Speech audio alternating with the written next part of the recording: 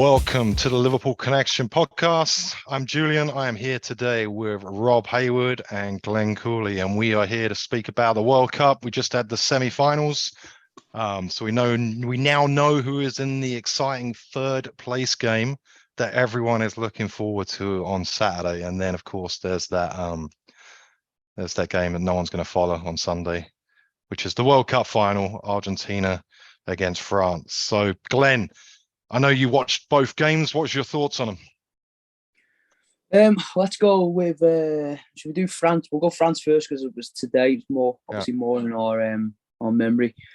I thought it's weird, I've not been able to catch any of Morocco's game. I've not watched any game of Morocco, which, considering they were playing in the semi-final, and I've watched 90% of this World Cup, is pretty is pretty insane. But I thought they were really good, especially going 1-0 down so early. I really enjoyed them, and there's a part of me that wanted them to go on and win it and stuff like that, because the whole story of them doing it. But also, there's the other part of just having two big heavyweights in the final, having France and Argentina. But I just thought France, like we just spoke before we started recording, and they've not looked incredible really in any of the games, but they just seem to get the job done all the time. They can seem to just any type of opponent they've got they've got the answer for. So no, I was impressed with Morocco, and excited now with what's going to come now with the final, with France being in there as well. I agree with that. Morocco, I mean, I don't think anyone picked them as before the tournament started to be the surprise team. And sometimes at the World Cup there is one, and Morocco is that team. And they were brilliant today, right? To me, they were the better side than France. And they just didn't have that. They just weren't clinical enough, which is what you need if you're going to get to the World Cup final. You need that. But they were their energy all over the pitch, extremely well organized. I believe their manager hasn't even been there that long, but he's made a big difference to them. And I'm sure, and we're already seeing this, I'm sure there's going to be a number of players that are going to be linked to bigger clubs and get some moves. I know we've been linked with Arabat. I think I'm pronouncing that wrong or right. I'm not sure, but I know we've been linked with him, and he looked really impressive today. But yeah, France haven't been great throughout the tournament, but like you say, they've got the job done. I mean, I think that shows through Deschamps, the manager's been there for a while. They've got a lot of experience on that team. They got they have a lot of injuries as well, yet they're able to grind out results like they did today. But they weren't great. But they're in the World Cup final, and sometimes it doesn't matter how you play as long as you get there, right? So Rob didn't see it. You're in a new hotel this week. Where are you at? Knoxville, Tennessee. A lovely place. Lucky I've only been here at night. I've only been here at nighttime. Excited to see it in the morning. Actually, I've been here once before, and I nearly went to Dolly's World. Dolly Parton. You nearly went to Dolly's World. I nearly went. It was on the way. It was signposted when I was going to where I was going. I was like, should I stop in and see Dolly? She make me a cup of tea. Well, how long are you there for? Maybe you could do it this weekend. I'm there for about 18 hours. And tomorrow night I fly out for the big one. Fly out for the big game on Sunday. Yeah. LA Chargers versus Tennessee Titans. My first ever NFL game. Come on. Anyway, let's go back to the fake sport, the fake football. Morocco is just hell of a story. It's the sort of story that makes a World Cup, and you remember. We go back to, you can remember 1990. Some of us, Cameroon is the story there. Yep. Going all the way. I mean, there's Cameroon against Argentina. This one's going to be Saudi Arabia against Argentina. Morocco again so far, fantastic for African football. Just brilliant achievement. France, I can't say I watched the game today. I couldn't get to watch it, but I can comment on what I saw against England. Whereas England, in large parts, were a better team, but just at either end of the pitch, which is the most important end of the pitch, they had more.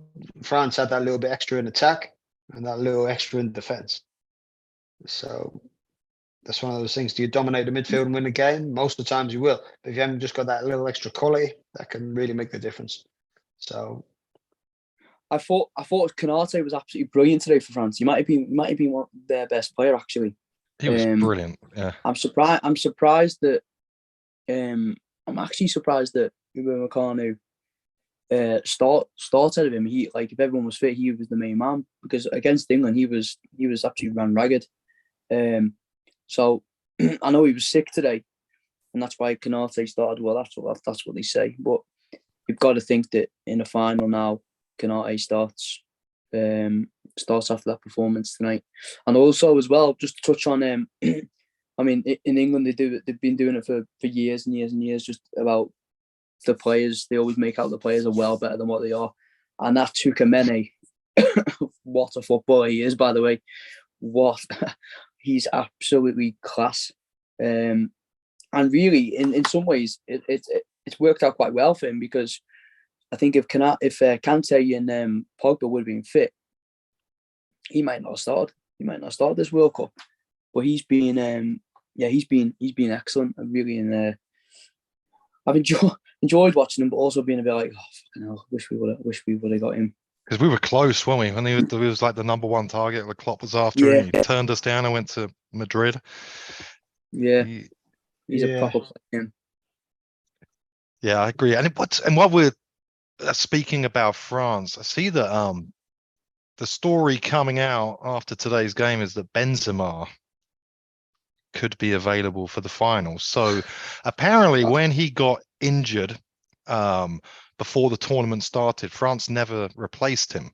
So apparently he is still eligible to be in the squad and be available for the World Cup final. I would hope for Giroud's sake, which he won't. I'm sure if Benzema's 50% fit or whatnot, he'll be on the bench. But there is a rumor that he's coming back to join up with the squad, which is kind of messed up as well, there's right? Absolutely not a chance. There's no chance.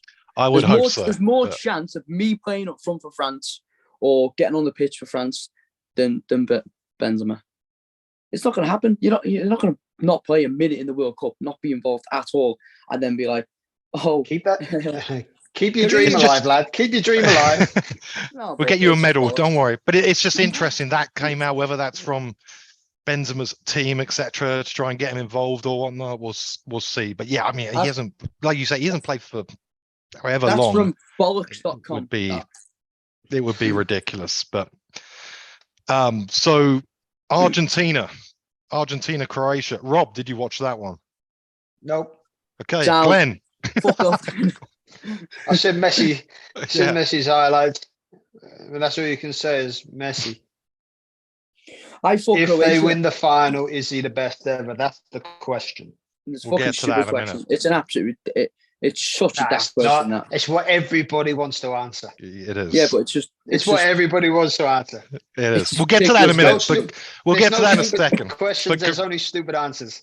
But Glenn, let's talk about the Argentina-Croatia game. I know we were chatting during that, and you were disappointed with Croatia, right?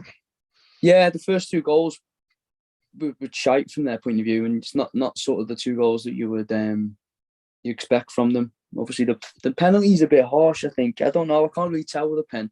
Pen was, I don't know.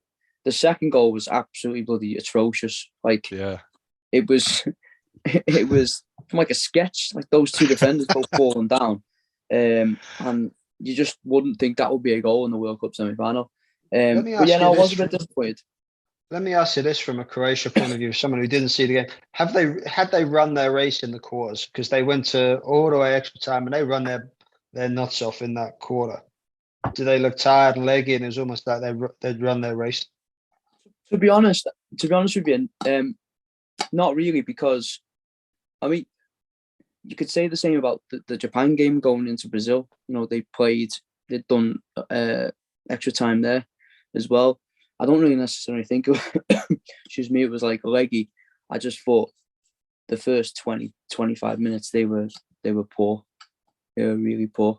Yeah, I always wonder if there's a knock-on psychological effect after going all the way, having that adrenaline, having that rush of doing it the way they did it. Is it hard to get yourself back into that mindset straight away out of the gate on a game? I think it's hard, and I think that's a difficult thing. So I was just going to say, I agree with what you're saying, because I actually thought that was going to happen when they played Brazil, because they'd done that with Japan and they'd gone the whole distance. They won on pens. They scored 1-0 down against Japan as well. They got through. Excuse me.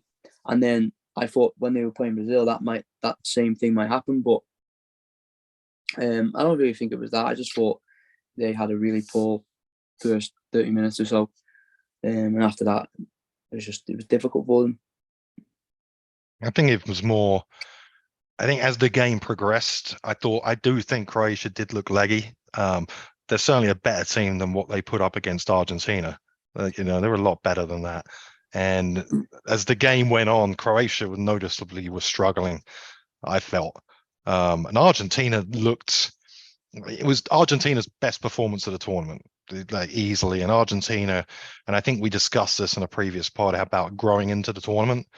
And while Argentina's record since winning the Copa America has been brilliant, they started the tournament, the World Cup, pretty slowly, but they progressed. They got better and better and better as the tournament's gone on. Messi, the same. Right? As Argentina get better, it's because Messi's getting better. I mean, that makes complete sense. But he was outstanding. Like that performance that he put on against Croatia was like magnificent from the first minute. He looked like early on, it looked like he was injured because he was holding his hamstring for a few minutes, right? And then, and then obviously it wasn't. He got over it, but he was like that. The third goal was like magnificent. Really was. Like the way he got the ball, went down the wing, the way he dummied the defender, crossed it. It was, to me, it was like his Maradona moment of this World Cup without scoring, but it was that good that it's the one since that game has been played. You see that video constantly. He was brilliant. So who's winning it? Argentina for me. I'm sticking with what I said at the beginning, and I haven't seen anything from France that suggests otherwise. Saying that, I wouldn't be surprised if France put on a performance and won, but I'm going to stick with Argentina. I'll go Argentina as well. I just think it's written down somewhere. I'm not a religious person. But I believe in the football gods. There's some stories are just there. So I'm going to go Argentina, Messi to go out on top and complete his list. Maybe it was on Brendan Rodgers' envelope. Hidden. This World horrible. Cup. This is what's going to happen. Southgate's going to then go, and then I'll take over England after Argentina win the World Cup. Don't get me started on Rodgers, the chance, absolute chance, who piggybacked on the genius of Suarez and had a couple of other good players in around it. So you think, okay, so Argentina for me, Argentina for Rob, Glenn? I don't know. I don't know. I think probably will. I feel Argentina. I don't know. It's just. Get your money on France, everybody. Yeah. There is something about this France team though. They just seem to find a way all the time. It's a real tough one to call because I wouldn't say either of them are the absolute complete team. No. It's not clear. It's not an obvious answer that I don't think anyone's thinking Argentina is going to win this fairly. Everyone thinks it's going to be close. It could go either way with this. It is pretty hard to predict, and there's a ton of pressure on Argentina and massive amounts of pressure on Messi on this as well. So he's used to the pressure at this stage, but it could boil down to whichever team has got the nastiest bastards. And Argentina, right? I don't know. Those French have got a little bit about them as well. I don't trust French one little bit. Yeah, but if you're playing at that level and you've won European Cups and World Cups and Copa Americas and all that, they're all like that. They're all like that. Sneaky, horrible. Yeah, but it's not sneaky. It's not. I mean, there's this English weird mentality that it's sneaky and it's cheating and all that. It's not. It's just being clever. It's being clever. It's being clever and doing whatever the fuck it takes to win the game, Yeah. and you will do it. And if you can get away with it, then you're going to try and get away with it. That DePaul, I would absolutely love him at Liverpool. He's all right. Let me ask you this. Yeah. Let me ask you this. Bastard. Let me ask you this. Do you coach your kids to dive? Yeah, but that's just a ridiculous thing, isn't it? But it's not. So we're teaching kids. I like your ceiling, by the way. It's see, this is you where made I him really have a mad, problem. Rob. You made him mad. He knocked over I the camera. I really do have a problem because you're teaching the kids. You're trying to teach them to play fair, play tough, play strong, all that. Then okay, but on the TV they're watching these absolutely flip-flopping morons crying because they got hit on the leg by a ball and they're holding their faces. That's just pathetic. And I know it's part of the game, but I don't like it. And I say I don't like it. Would I prefer to watch Lionel Messi dribble past 4 players and score? Or yeah, of course I would. Or DePaul. Do you know what I mean? Just be a horrible bastard or be like these Argentinian defenders. Of course I'm gonna go for Messi, but I'm not saying that. I'm just saying I do admire it. I do admire being clever. I really do. Like I've watched Liverpool. You admire cheats. I do. It's not cheats, mate. It's like it's not. This is the thing. But people would say that Maradona is a cheat. I say he's a genius. He was cheap, but he was a genius. Exactly. But he's not a cheat. They're not. They're not mutually exclusive. No, but I'm saying that there's this mentality that they're all like you're saying before about they've got this about them and they've got that they're a bit snide and all that. Yeah. They win fucking everything. They win everything. So you either that whole thing about like join them, whatever the saying is. I can't think what it is. You can't beat them, join them. Yeah, 100%. It's not. You've got to have bits of snide about you to win. To play at this level in any league, and we've seen it in the English league as well. You have to Is it right or wrong? You have to have this snide. Is it right or wrong? It's wrong. It's wrong. We're supporting and advocating wrong behaviour and money we spend to watch people flip-flopping around, holding their legs, holding their faces when they got hit somewhere totally different, trying to con the referee. But we're looking at the biggest thing, right? Con is cheating, and I hate it. I despise it. So now, you watch the women's Euros. Did you watch the women's Euros? Yeah, it goes all the way up. It's throughout the entire every game. The women earn everybody's respect with the way they play the game. The way the men play is a disgrace at times. Yeah, but I won't change on that. And if I'm in the minority and I'm in the wrong here, I'm in the wrong. I don't think anyone disagrees with what you say, but I think as the money and the stakes get bigger, right? Then that competitive spirit and that will to win. I'm not saying it's okay. I'm saying that pressure, that will to win. The second you justify something, you make it okay. You enable that behavior. And the whole world has gone on for years and years and years. I'm not saying it's okay. I'm saying I've accepted as part of the game, and that's a big difference. And I understand that. It's part of the game. It is part of the game. Look at anyone who's won the World Cup. It's a part of the game that needs dealing with quickly. And it's been going on way too long. We could take it to Liverpool as well. We were nice for ages. And then the moment we started getting a little bit of snide and some of our players started diving and then Suarez joined us, we started freaking winning stuff. So we were way before that. We had a long gap where we weren't. We were like one of the nicest teams in the league. And you need you do need that. I'm not saying it's right. I'm not saying 80s, we had some horrible bastards in there. Yeah, we did, and that's when we were winning stuff. And then when we stopped winning, but it was a different kind of. I know that sounds really hypocritical, and really wrong, but it's all this sneaking behind people's backs. No, it is. I just can't handle that. I just can't agree with it. But it's part of it. It's been part of the game for a long time now. I'm not saying it's a good thing. I'm not saying it's a good thing. That it's a part of the game. I'm saying. Okay, let me ask you this then. What would you rather? It was part of the game or it was not part of the game? I think everyone would agree not part of the game, but that's not part of the world. So, okay, everybody agrees who watches the game. They don't want it part of the game.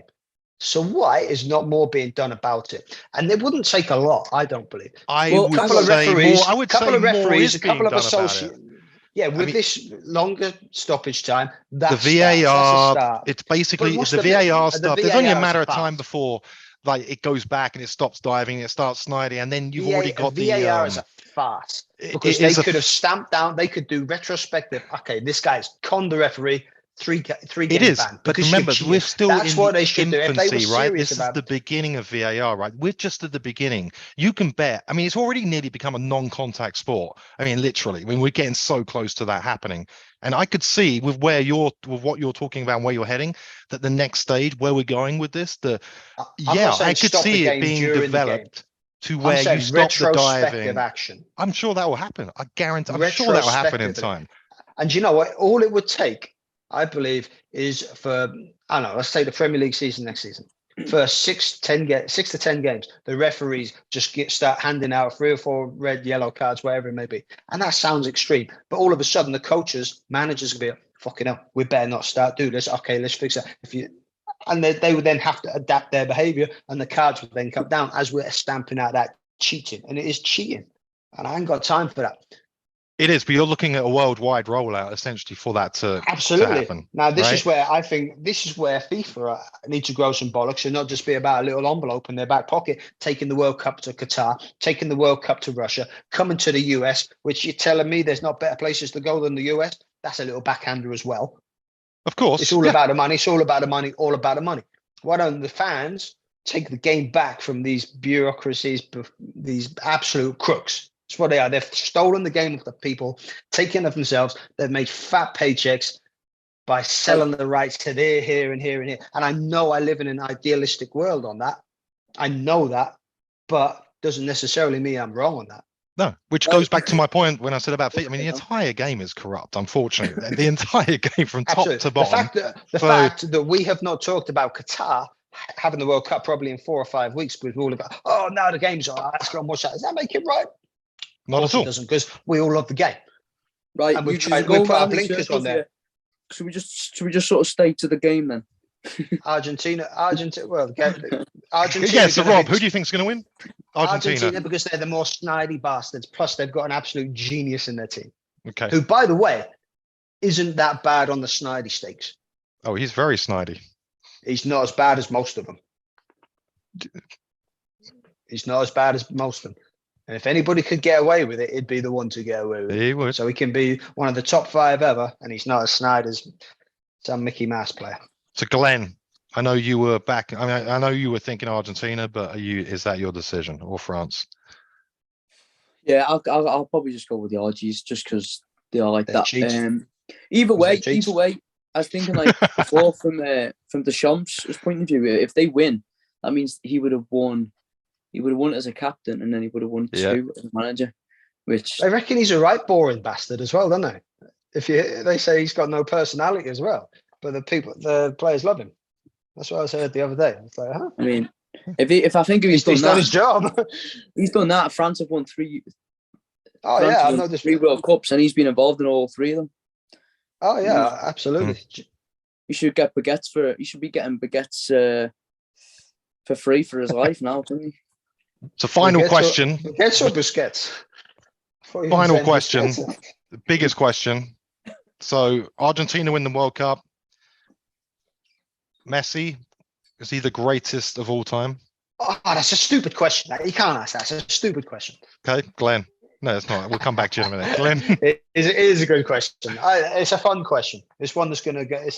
yeah, it's the most boring question ever, to be honest with you. Yeah, he's the best. Actually, it's not. It's not. It is. It's a fucking stupid question. It's not stupid, actually. It's not. That's why everyone's talking about this, because you can go... I mean, who's the contenders, right? So we got Messi, we got Maradona, Pele. We've never fucking seen Pele. I know, but I'm saying, so we'll start generally. Most people are going to pick one of those 3 with them, maybe Cruyff, Ronaldo, Zidane underneath. But generally, the general consensus is that it's Messi, let's Maradona, question, Pele. Then.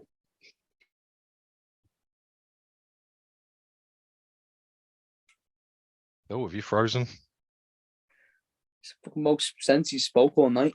It is. I think there he is. He's back. Yeah, but let's change the question. Good timing slightly. on that. Okay. Let's change the question slightly. Who is your favourite player of all time? Not a Liverpool player, Glenn. take those red tinted glasses off. The favorite player of all time is it's Messi. Okay, Julian. You can say It's Ivan hard to Toney say. now, No, I'm trying to think because I'm obviously thinking of the ones that I've seen a lot, right? So things before I started watching. Messi has been fantastic. I love Zidane. I love Lothar Matthäus. I mean, honestly, Don't steal him off me. He's Don't right up steal off there. me. No, I've said that to you is. so many times. He's Don't one of my steal favorite players. absolute Italian God. 90 is one of my favorite tournaments. Lothar But Matthäus okay, is my but footballing god. if I was to go with, and I remember Maradona in '86. I remember Maradona in Maradona for me. You know who mine is already. Matthäus, absolute footballing god to me. The way he played, drive from midfield, that goal against the Czechs in Czechoslovakia as it was back then. Oh my days! I tried to play like him. Obviously, I failed drastically. But what a player! Proper. So we got Matthäus, we got Messi, we got Maradona. Stick them three in a team, you wouldn't lose many. They'd be pretty good, wouldn't they? Because Matthäus, he could play midfield. He ended up as a sweeper. Oh, yeah. So here's this, right? You rarely ever see it. Normally, when you see these world class, like amazing players, their career ends in some controversy or some bad move, and it kind of drifts away. I would love it if Messi won the World Cup, right? He's already said that he's going to retire from. This will be his last World Cup. I'd love it if he was to retire from the game there and not go to America, to Miami, to end his career. But I mean, that would be the ultimate. I'd love for a footballer to really leave at the top, because it hardly ever happens, and it's probably not going to happen. But I think it would be such a great story for that to be his final professional game. Wins the World Cup, done. Who was the last player to quit at the top? I mean, you could say Zidane, wouldn't you? You could, but he fucked it up with his headbutt, you know. Still playing the in his prime, probably Cantona. He quit at his prime. Yeah. To chase trawlers and fish and seagulls or whatever the hell that was. I don't want him to retire because just from a pure selfish point of view, I don't want him to come to America. I want him to. Yeah. The way he's playing right now, come to Liverpool. I just don't think Newcastle. He's got 2 more years. You know, he's got a couple more years in Europe. You know, we could probably could still he handle the Prem? Yes. Could he handle the Prem? Yeah. You reckon with the schedule? It'd be an interesting one. I don't know the answer to that. I don't know. What, at 37? Yeah, you got. I mean, Ronaldo struggled. Well, he didn't last season, did he? I mean, he was. Yes, and no. You know, Messi plays very different style. Messi's a lot more proactive than Ronaldo in his position and movement, pressing and whatever. I mean, I'm not saying he's a massive presser, but he doesn't just stand as a target, right?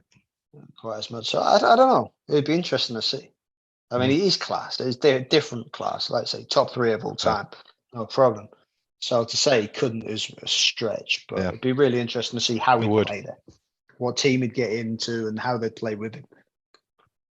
So, all right. Well, we are going to wrap this up. So we're all predicting Argentina to win the World Cup. We'll see how we did once the result comes in on Sunday. We've got another story that's going to be posted on Friday, but make sure you like and subscribe. Thank you, Rob. Thank you, Glenn. This has been a Liverpool Connection podcast. Have a good one.